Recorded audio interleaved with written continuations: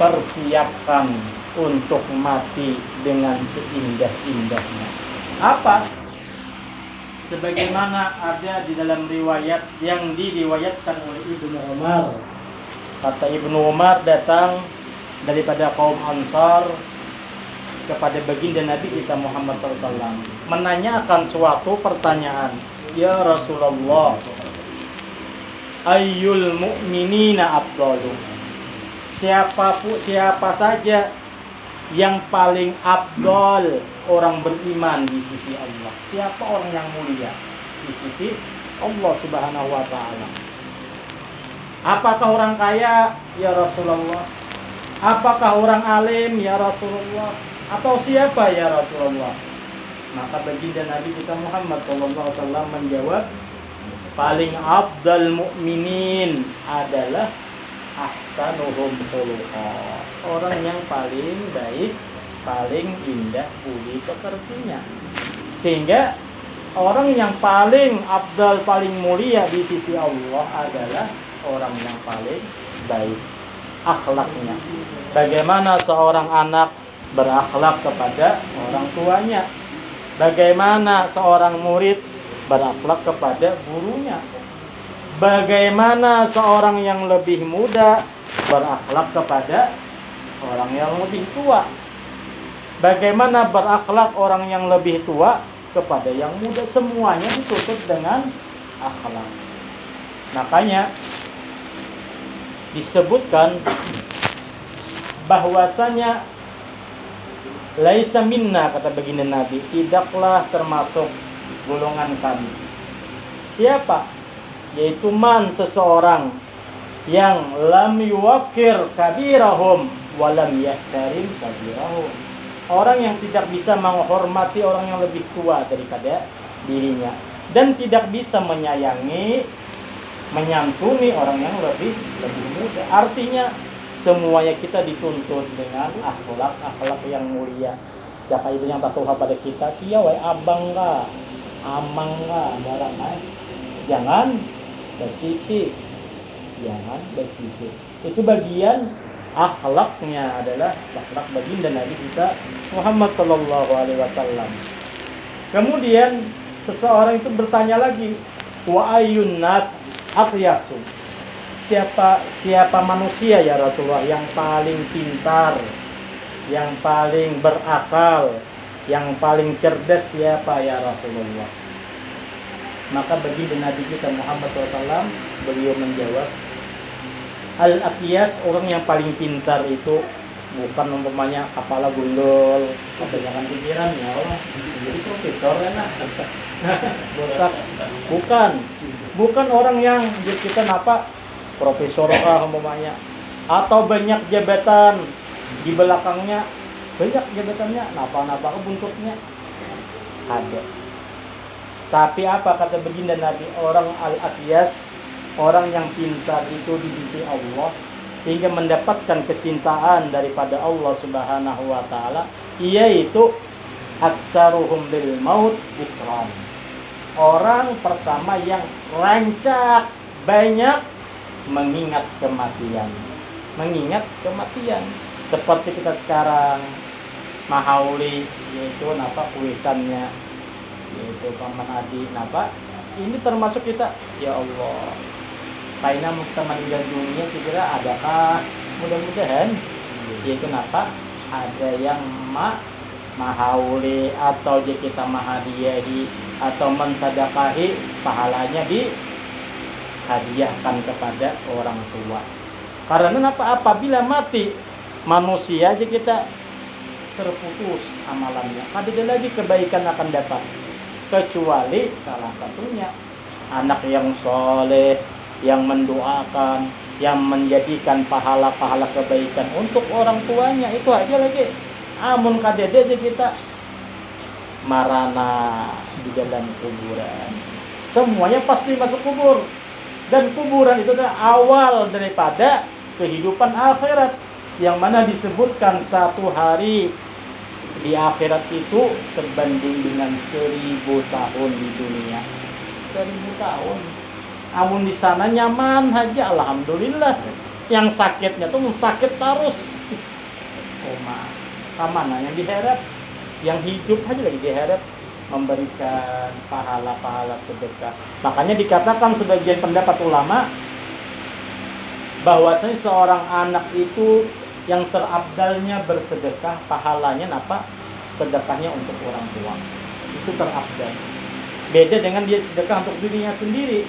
Kalau dia berniat untuk orang tuanya, maka dia pun dapat dan tambah, yaitu pahala berbakti kepada orang tuanya. Jadi apa? Menyatakan hadian orang tuaku, mudahan di kuburnya dilapangkan, mudah-mudahan diangkat derajatnya.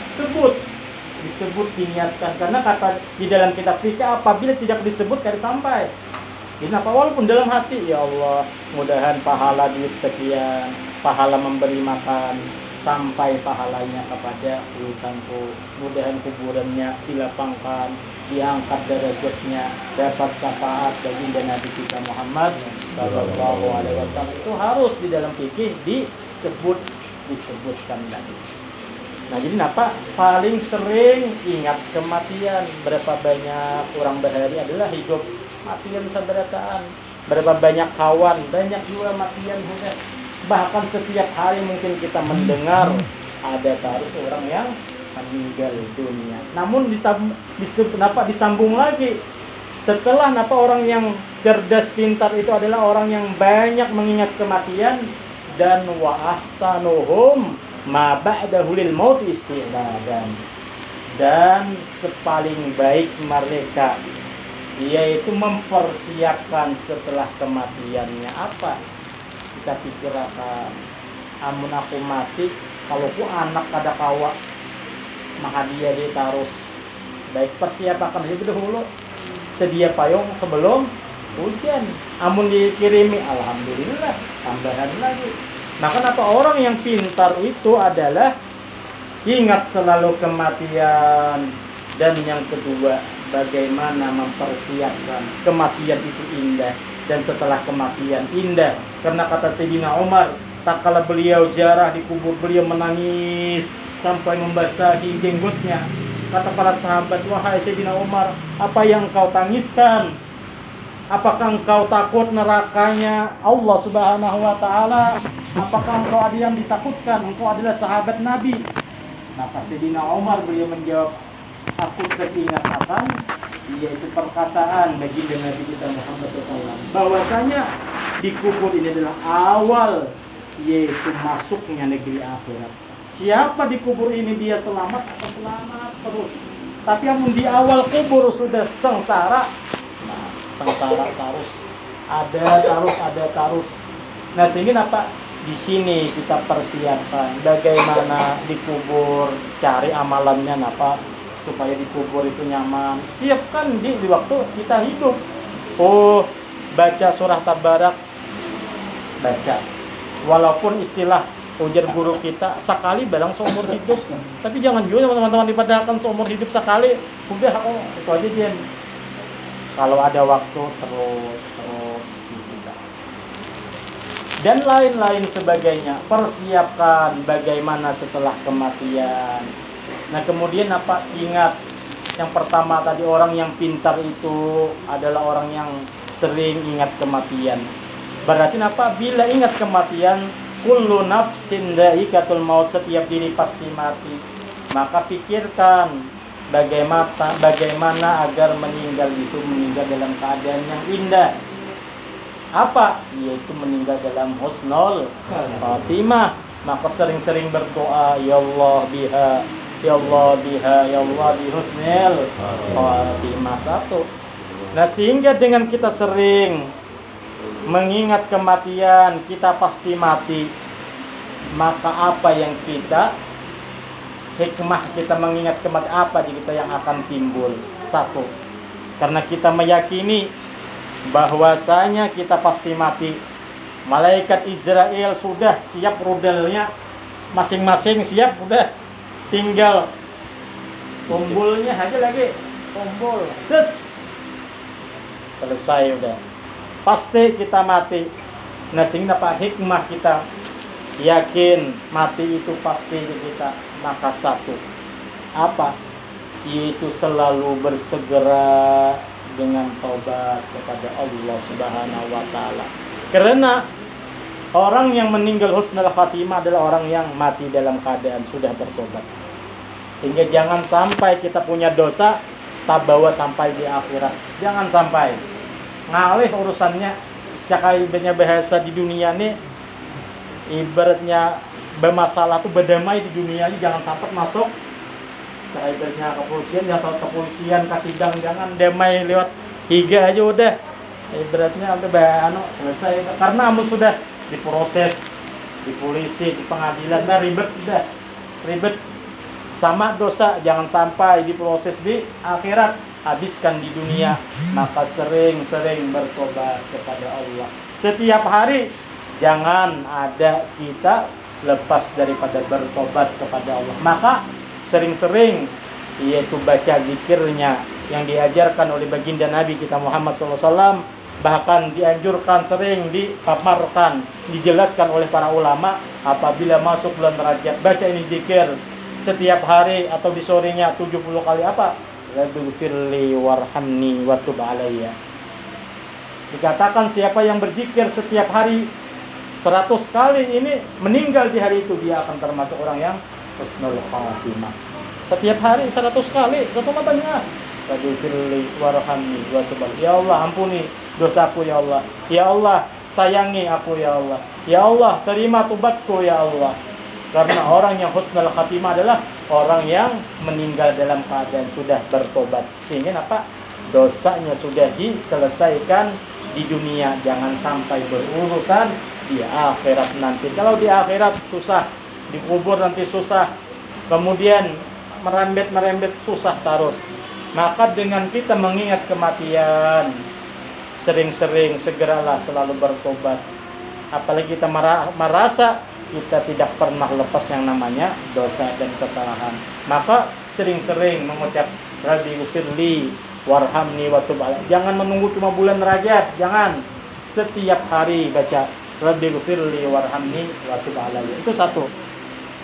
Kemudian hikmah kita dengan mengingat kematian adalah menimbulkan di dalam hati sifat qanaah dan juhud. Apa qanaah? Rasa cukup. Yang penting kau makan, kau ibadah udah. Jangan terlalu banyak angan-angan, hayalan-hayalan. Karena apabila banyak hayalan, angan-angan, ya kada hendak mati. Apabila kada hendak mati, walaupun kita kada hendak mati, tetap mati. Tetap mati. Bahkan apabila kita kada hakon mati, sakit matinya. Kayak orang juga, jar dokternya harus disuntik nenek. Ada hendak disuntik aku aja. Harus disuntik. Mau kerja dokter, kiau pun perawatnya 10. Masih aja begagah. Ya akan 100. Kenapa? Begagah. Nah, akhirnya sakit. Tapi man suntik di dokter. Serahkan aja dokter, yang penting sehat ulun. Nah, pasrah. Nyaman juga dokternya jenah begamat. Amanya begagah. Dokter berarti udah cocok mana lagi. Sakit matinya. Jadi kenapa? Ingat kematian, akhirnya menimbulkan sifat qanaah. Ya Allah, alhamdulillah, yang terpenting ya Allah, aku kawa sembahyang, aku kawa ibadah. Yang lain-lainnya itu nomor 2 aja. Nomor 2, andai ada keinginan hendak sugih, apakah dilarang? Kata di dalam doa Nabi Muhammad mengajarkan, Allahumma inna nas'alukal huda waqtuka wal afwal. Gina disuruh sugih. Tapi sugihnya itu ada harus seperti Abu Bakar Siddiq. Harus seperti siapa? Ummul Mukminin Sayyidah Khadijatul Kubra. Harus kayak itu. Artinya andai sugih maka niatkan aku amun sugih. Kenapa? Aku jadikan hartaku semata-mata untuk di jalan Allah. Aku kayaknya mensugih bersedekah sekian. Aku amun sugih keluarga aku jamin. Aku bila sugih yang miskin, aku cari sampai supaya nyaman penderitaan. Niatakan. Walaupun kita mun dipikir-pikir kada masuk akal, tapi niatnya barang sampai dulu. Kan niatul mukmin khairun min amalihi. Niatnya orang beriman lebih baik daripada amalannya. Nabi Ibrahim contohnya. Nabi Ibrahim berucap, ujian Nabi Ibrahim, ya Allah, aku ingin menjamu semua umat Nabi Muhammad. Allah Ta'ala kamu ada sanggup Ibrahim. Amun umat jadi nabi-nabi sebelumnya ada yang 2 aja bisa umat. Paling banyak ada yang 80 aja. Umat Nabi Muhammad sembanyakan. Amun 80 nukarakan ayam, cancang halus, ulah bubur kau aja menjamu 80. Amun umat Nabi Muhammad kayak haluan abah berusaha kumpul. Berapa ikung sapi banyak model. Ujar Nabi Ibrahim, ya Allah tetap niat ulun hendak menjamu semua umat Nabi Muhammad. Nah, dibiarkan oleh Allah Ta'ala. Oh, Allah Ta'ala bujur, soalnya hatinya ini bujur-bujur. Pada bagian bukan cuma pandir Nabi Ibrahim. Maka dipanggillah malaikat. Wahai malaikat, ambilkan kapur yang ada di dalam surga. Serahkan kepada Nabi Ibrahim. Perintahkan dia naik ke Jabal Qubis. Kemudian arahkan kapur itu ke angin yang bertiup, biar angin membawa sampai ke laut. Maka akhirnya malaikat mengambil kapur dari surga, serahkan ke Nabi Ibrahim. Apa jadi Nabi Ibrahim nih? Allah Ta'ala menyuruh, bawa ini ke Jabal Qubis. Maka tadahkan tanganmu, buka, biar ditiup angin, maka kapur ini akan sampai ke laut. Maka sampai di laut, kapur itu menjadi garam. Maka kita tercapai cita-citanya Nabi Ibrahim. Siapa dia akan dimakan garam? Jangan kan umat Nabi Muhammad, umat kata Nabi Muhammad saja kita makan garamnya Nabi Ibrahim. Sehingga apa? Andai hendak sugih, nyatakan sugihnya jangan sugih yang kada baik. Kayak apa sugih yang kada baik? Sugihnya Harun itu sugih benar, tapi sugihnya mencelakakannya. Bila dapat duit masukkan gudang, masukkan pati, sehingga patinya Harun itu banyak benar. Kuncinya aja berapa puluh orang mana angkat daripada banyaknya kunci. Akhirnya tinggalan awan harta. Nah, wah ini di manakah harta Harun itu? Kebanyakan. Nah, jadi apa amun hendak sugih silahkan sugih, niatkan yang baik. Aku ingin seperti Sayyidah Khadijah, aku ingin seperti Sayyidina Utsman, Sayyidina Abu Bakar Siddiq, ingin untuk memberi makan umat Nabi Muhammad. Kenapa kesegalanya? Silahkan. Nah, itu kita